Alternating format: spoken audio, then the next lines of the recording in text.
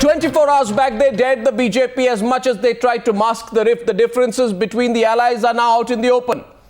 Latest reports suggest the Bihar unit of the BJP has put the onus on Rajnath to pull the plug. Is the split now, therefore, inevitable? Their 17-year-old alliance is under threat.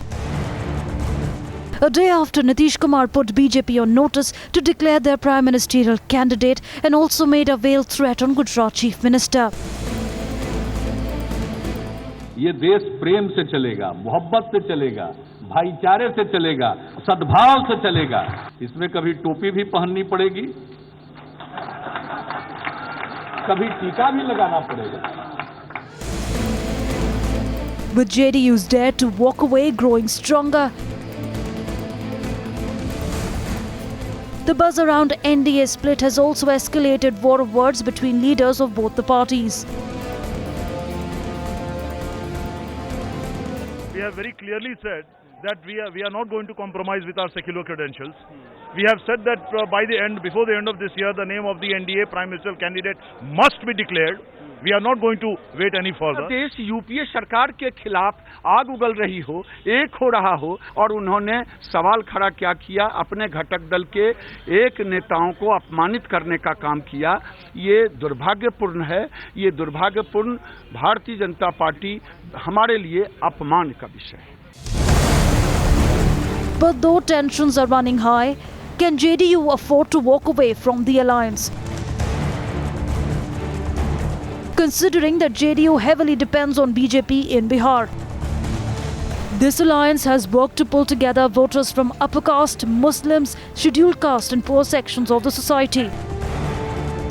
A magic formula which Nitish alone will find hard to replicate in the state.